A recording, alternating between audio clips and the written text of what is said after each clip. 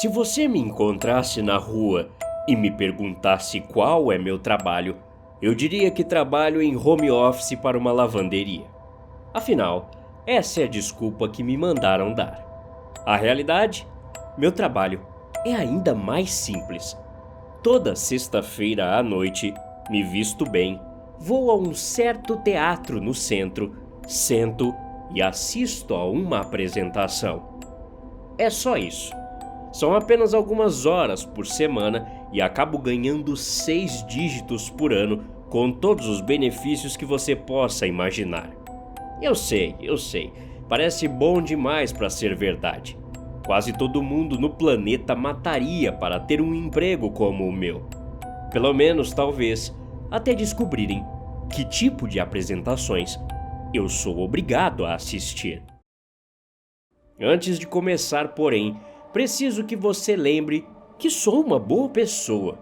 Sempre faço doações de milhares de dólares e, junto com os meus filhos, fazemos trabalho voluntário semanalmente. Sou um crente devoto e vou para o céu quando morrer. Afinal, eu mesmo nunca machuquei ninguém, nunca levantei a mão para ferir nenhuma alma viva. Como você poderia me chamar de pecador quando tudo o que eu faço é assistir? Começou há cerca de 3 anos, quando a oferta de emprego deles me encontrou quando eu estava no meu pior momento. Tudo o que me disseram foi que toda sexta-feira à noite eu assistiria a uma apresentação no teatro mais chique da minha cidade. Era isso. Fiquei perplexo no começo. Que diabos eu sei sobre teatro, ou balé, ou orquestras? Eles me confundiram com algum crítico importante? Durante nossa conversa no telefone, no entanto, eles me tranquilizaram educadamente de que nenhuma capacidade crítica seria necessária. Tudo o que pedimos, disseram eles, é que você esteja lá para testemunhar. Claro que toda essa situação parecia levar para um golpe, mas pensei, no pior cenário, eu iria e ouviria algum discurso de algum esquema de pirâmide. Mas fiquei perplexo quando cheguei ao teatro. Dezenas, talvez até centenas de pessoas estavam entrando, todas de ternos bonitos e vestidos deslumbrantes. Eu tinha colocado as roupas mais chiques que pude pagar, mas ainda me senti muito mal vestido. O teatro estava totalmente alugado pelo meu chefe, e apenas meus colegas, colaboradores, tinham permissão para entrar. Quando teria custado contratar uma multidão tão grande apenas para assistir a essa apresentação? Quem poderia financiar algo assim? Tentei esvaziar minha mente e simplesmente me fundir àquela onda humana fluindo pelas portas. Cada membro da equipe do teatro estava vestido com um terno preto refinado, gravata e camisas pretas, a ponto de parecerem escurecer o ar ao redor deles. Cada um usava uma máscara de comédia branca, esticada em um sorriso de riso perpétuo, o que me pareceu quase como uma zoeira.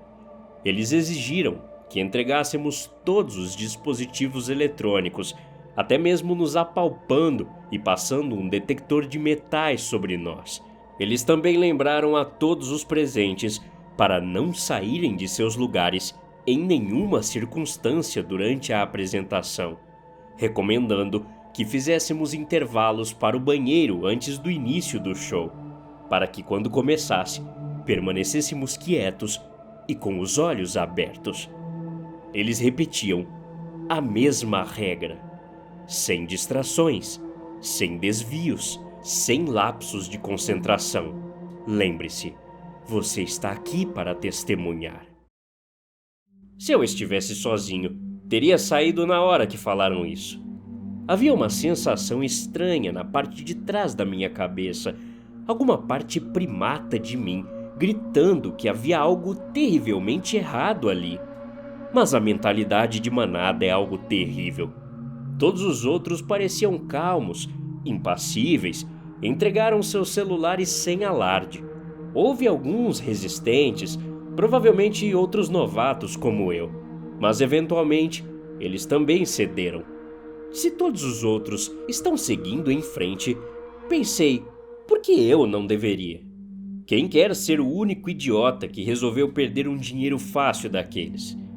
Entrando no teatro deslumbrante como algo de 3 séculos atrás, fiquei mais impressionado ainda com a estrutura do palco. Parecia a parte de trás de um enorme piano. Alavancas estranhas e martelos de mogno, parecendo dedos manipulando inúmeras linhas de arames de piano. Alguns com mais de 3 metros de comprimento. Todos os fios tensos, esticados em formações bizarras pelo palco, me lembraram de alguma forma de uma teia de aranha. Eu não conseguia imaginar uma máquina tão complexa, mas com tão pouco propósito aparente. A natureza da apresentação sempre varia. Às vezes é uma obra de Shakespeare, um balé, uma ópera, até mesmo um show de marionetes. Naquele primeiro dia, foi um concerto com uma pequena orquestra de cerca de 35 músicos. Eles pareciam jovens e inexperientes, nervosos, como se fosse a primeira vez que se apresentavam diante de uma multidão tão grande. O maestro era um dos membros da equipe com as máscaras de comédia. Fiquei perplexo. Quem colocaria tanto dinheiro assim apenas para uma pequena orquestra tocar em um lugar tão grande e prestigiado? Um deles deve ser filho de um bilionário, pensei. Era a única explicação. Naquele primeiro dia, eu estava tão alheio quanto eles, e simplesmente aproveitei a música. Talvez algum snob das artes orquestrais ouvisse seus erros amadores, mas para o meu ouvido não treinado, eles soavam bem, prazeroso até. Mas uma pergunta começou a se infiltrar na minha cabeça. Uma pequena pontada no início que cresceu até se tornar uma martelada dentro do meu crânio. Quanto tempo passou? Em certo ponto, suspeitei que o intervalo já estava atrasado, mas não havia janelas e eu tive que deixar meu relógio de pulso na porta, então realmente ter noção do tempo era impossível. Mas eventualmente, outros começaram a notar. Ninguém ousou falar, mas entre os novatos na plateia como eu, notei sobrancelhas franzidas e olhares de lado, confusos e preocupados. Os músicos também pareciam ficar inquietos, sussurrando e gesticulando uns para os outros e para o maestro, que nunca cessou aqueles movimentos robóticos e amplos de suas mãos enluvadas. Se eu tivesse que adivinhar, tinha dado pelo menos umas 2 horas já, e os músicos estavam começando a parecer exaustos, desidratados, alguns até pareciam prestes a parar de tocar. Mas de repente, uma voz alta e triunfante anunciou: "Continuem tocando." Ela foi como um trovão. Pareceu emergir do próprio palco com um rugido mecânico. Isso pareceu assustá-los um tempo. Não foi até meia hora depois que minha vida mudou irreparavelmente. Os músicos estavam tocando uma sonata tranquila. Então, todos puderam ouvir um repentino som agudo, acompanhado por um grito de dor. Meus olhos saltaram para uma das violinistas. Uma de suas cordas havia quebrado e a atingiu diretamente no olho. Pude ver sua pupila furada antes que o sangue emergente substituísse todo seu olho por uma espessura vermelha. Ela ficou de pé, segurando uma mão sobre o olho e agarrando-se cegamente com a outra, gesticulando por ajuda médica. E enquanto fazia isso, aquela estranha rede de alavancas, martelos e polias rugiu e estalou como uma armadilha de urso sendo armada. A eficácia daquela máquina gigante e esquisita foi tão repentina, tão brutal. Aquelas coisas moveram-se como um par de braços robóticos, mirando um fio no pescoço da violinista, como se estivessem tentando estrangulá-la. Mas a máquina se moveu com tanta velocidade que o fio pareceu atravessá-la como se ela nem estivesse lá. Por um momento, ela pareceu bem, intocada, como se nada tivesse acontecido. Mas então, todos os pedaços do seu corpo começaram a cair. Sua cabeça, decepada no pescoço, juntamente com a mão que ela estava segurando sobre o olho e as pontas dos dedos de sua outra mão. Tudo havia sido cortado limpo, com precisão cirúrgica. O tempo pareceu diminuir, enquanto tudo caía ruidosamente no chão e o corpo da garota logo também tombou, como se levasse alguns momentos para a gravidade se instalar. Ou talvez para seu corpo perceber que ela estava morta. Aconteceu tão rápido que foi difícil ficar realmente horrorizado. Foi mais como admiração, talvez. Todos olharam para os pedaços de carne que outrora foram uma jovem promissora com esperanças e sonhos. Aquela teia de aranha de fios ainda estava estrondando e tremendo ao redor dos músicos, e a voz mecânica rugiu mais uma vez. Continuem tocando. Os músicos não receberam mais avisos. Alguns pularam de seus assentos por puro instinto, sem nem pensar. Nenhum deles deu mais do que um passo antes que os fios os dividissem no meio. O resto simplesmente continuou tocando, como se seus cérebros tivessem congelado ao que haviam testemunhado e simplesmente funcionassem no piloto automático, até que eles lentamente percebessem que o que tinha ocorrido era real e que esse instinto de não tentar sair correndo havia salvado suas vidas. Onde outrora a beleza enchia o teatro, agora a orquestra havia sido reduzida a um som discordante, com um longo e estremecido gemido, como uma paródia zombeteira de música. Os músicos agarraram seus instrumentos com mãos trêmulas e suadas, tocando apenas o suficiente para evitar provocar a ira daqueles fios trêmulos esticados ao redor deles. Os músicos perceberam gradualmente que podiam falar. Imediatamente, começaram a lamentar alto o suficiente para quase abafar aquela cacofonia sombria que outrora era a música. Alguns implorando e suplicando a equipe, outros gritando ameaças. Nada do que eles disseram conseguiu abalar os mascarados. Eles apenas permaneceram em ordem como estátuas. Percebendo isso, os músicos desesperados voltaram sua atenção para nós, olhos vermelhos e chorosos, examinando a multidão em busca de qualquer sinal de misericórdia, nos implorando para nos unir contra a equipe, nos chamando de doentes por simplesmente estarmos ali assistindo eles morrerem. Uma mulher loira no violino teve a estratégia mais genial e cruel de todas. Ela simplesmente começou a nos contar sobre si mesma.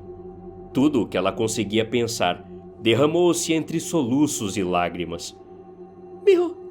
Meu nome é Lúcia. Aquele é meu marido. Ela gesticulou para um homem de cabelos escuros na bateria. Ele havia sido o mais quieto de todos, parecendo estar economizando suas forças. Nós temos uma menininha. Ela tem 8 anos e ela ama sua mamãe e seu papai. O nome dela é Luana e ela ama cavalos. Eu estava economizando para talvez dar aulas de equitação para ela um dia. Eu desesperadamente queria tampar meus ouvidos, mas sabia que era contra as regras. Por que ela não cala a boca? Pensei amargamente, rangendo os dentes. Comecei a sentir ódio por ela. Mas por quê? Ela é uma vítima aqui. Não me fez nenhum mal. Mas percebi, eu a odiava, porque ela continuava me lembrando que ela era humana. Me lembrando da crueldade do meu ato de apenas assisti-la morrer sem fazer nada. Eu quase resolvi salvá-la, mas então veio o estrondo de um tiro atrás de mim. O tiro tinha vindo de um dos mascarados de pé na parte superior da plateia. Quase cometi o erro de olhar para trás. Em vez disso, mantive meus olhos fixos para frente e simplesmente imaginei quem foi que acabou de ter seu cérebro espalhado em seu assento por ter descumprido uma regra. Teria sido alguém que escondeu um celular e tentou ligar para a polícia? Era alguém tentando fugir? Ou talvez simplesmente foi só alguém que tomou a decisão fatal de desviar o olhar do palco. Tentei me distrair olhando o mecanismo impossível que animava o fio de piano ensanguentado. Eu não conseguia entender. Era uma máquina impossível, existindo em desafio a todas as leis básicas da geometria, e parecia não ter meios de controlá-la. Era mais como algo sendo operado automaticamente por alguma inteligência maligna. Talvez fosse uma extensão de qualquer criatura que compusesse o próprio palco. Era uma coisa viva, disso eu tinha certeza. Ela respirava sob os artistas. Após algumas horas, os músicos não falaram mais nada, depois de gritarem até ficarem roucos. Eu não conseguia imaginar estar no lugar deles. Mesmo apenas assisti-los tocar era um teste de resistência. Muitos deles estavam escorrendo sangue por todos os seus instrumentos, de cortes onde a pele havia se rachado. A mulher no trompete estava lutando mais do que todos, seus pulmões e mãos queimando de exaustão. Eu não consigo! Ela finalmente gritou em uma pequena respiração rouca, jogando o trompete no chão, enquanto seu corpo desistia. Me desculpe, eu não consigo fazer mais nada.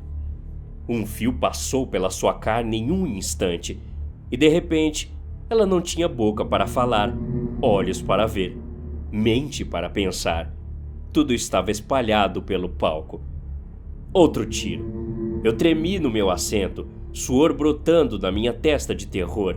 Alguém na plateia havia desviado o olhar, e percebi que eu estava prestes a fazer a mesma coisa. Sorte que não fiz. A maioria dos músicos morreu de maneiras semelhantes nas próximas horas, seja por cometimento de erros ou simplesmente seus corpos desistindo. Por mais monstruoso que possa parecer, eu estava silenciosamente rezando para que eles acabassem logo com isso. A verdade é que já estavam mortos no momento em que entraram no palco, não tinha o que fazer. Por que prolongar por todas essas horas, apenas para o inevitável acontecer de qualquer maneira? Eu reconheço agora que é quase impossível fazer essa escolha. Simplesmente desistir e aceitar a morte em desafio a todos os nossos instintos naturais. Mas agora, o auditório todo cheirava a vômito e a maldita mulher ao meu lado simplesmente não parava de chorar. Não parava de jeito nenhum. Lúcia e seu marido duraram mais do que todos, talvez porque eles tinham um ao outro. Mais de 12 horas haviam se passado e eles ainda estavam tocando um pequeno dueto em perfeita sincronia. Ela com seu violino e ele com sua bateria, simplesmente conversando, como se nada estivesse errado, como se nós nem estivéssemos assistindo. Amor, quando sairmos daqui, vou te levar para Paris. Eu sei que venho dizendo isso há tanto tempo, mas... Deus, eu gastei tanto dinheiro naquela maldita moto. A Luana vai adorar, disse o marido. Lúcia riu. Eu não sei. Pode ser chato para uma garotinha. Ele riu fracamente. Ah, talvez. Mas você a conhece. Assim que ela ver que é um lugar bonito e diferente, não vai querer ir embora. Foi surreal de assistir, como se eu estivesse espiando uma conversa particular que um casal estava tendo em sua própria casa. Mas eu podia dizer que ambos estavam tentando manter alguma ilusão de normalidade, qualquer coisa para se manterem psicologicamente intactos enquanto as horas passavam. Mesmo enquanto tentavam sorrir, havia um tremor, um desespero, um medo do que poderia acontecer se houvesse uma única pausa na música. Muitas das coisas que eles disseram eram muito pessoais para serem relatadas aqui.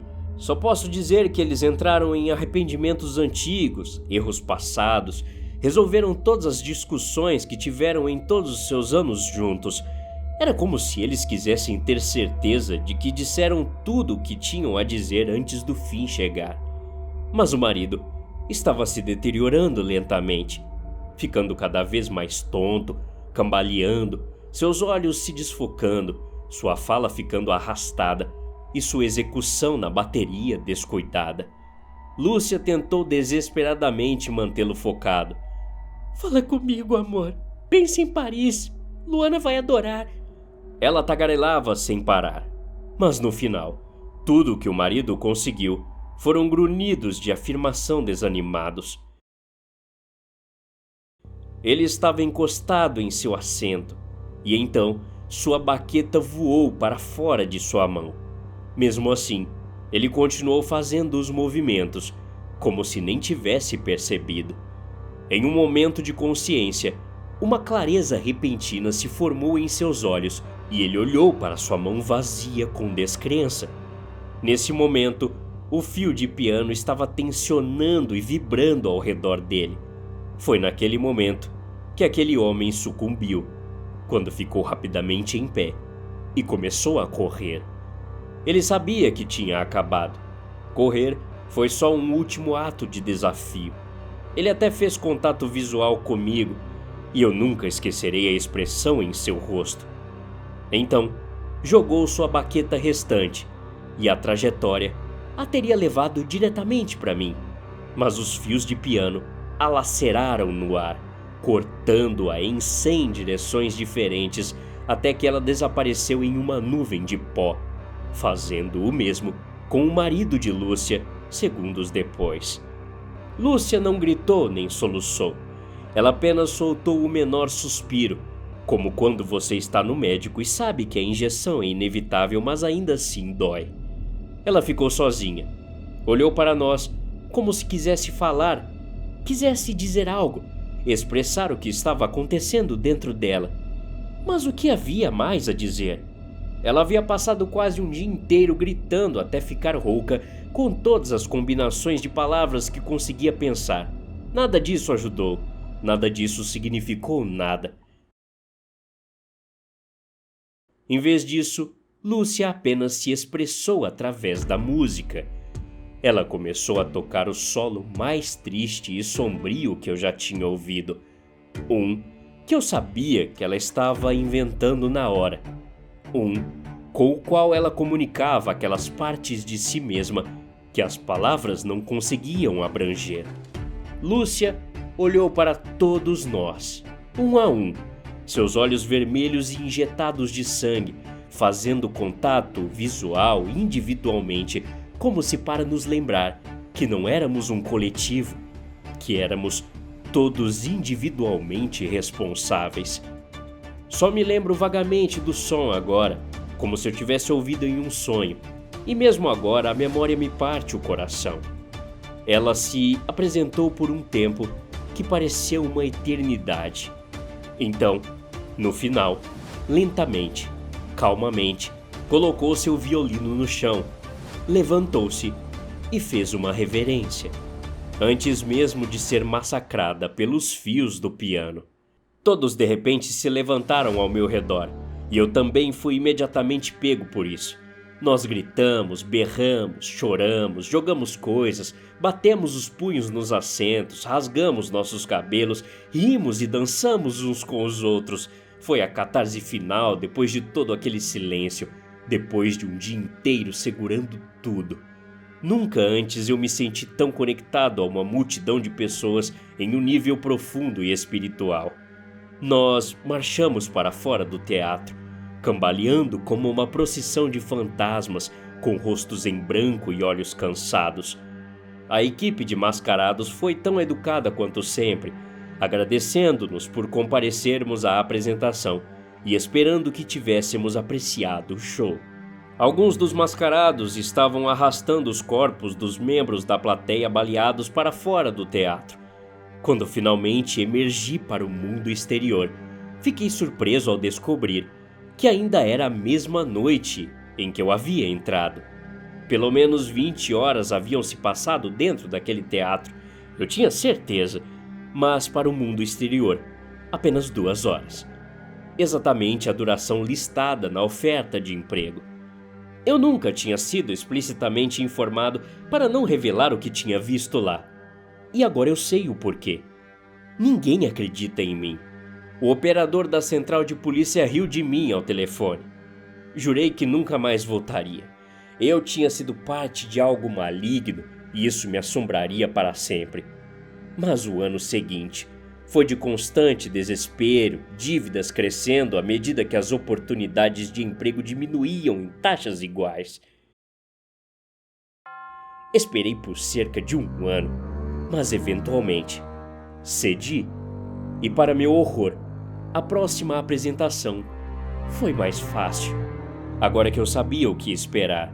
E então, a próxima foi ainda mais fácil. E depois a próxima. E a próxima da próxima. A apresentação é sempre diferente, mas o resultado é sempre o mesmo. Tenho que me lembrar que não sou culpado pelo que eles estão fazendo lá. Tudo que eu faço é assistir. Nós assistimos pessoas morrerem todos os dias. Nas notícias, no mundo real, pessoas sofrendo destinos horríveis, muitas vezes em lugares que nossos próprios países ajudaram a desestabilizar. Como minhas ações são diferentes disso? Todos nós temos que aceitar que coisas terríveis acontecem nesse mundo, e tudo o que podemos fazer é ou desviar o olhar, ou olhar o horror diretamente. Escolher desviar o olhar é mais moral? Ou é apenas mais covarde? Além disso, não seria pior para eles se não houvesse uma plateia? Se eles tivessem que morrer lá no escuro, sozinhos? Ninguém vendo? Ninguém se importando? Ninguém se lembrando? Afinal, para toda tragédia na vida, alguém tem que testemunhar.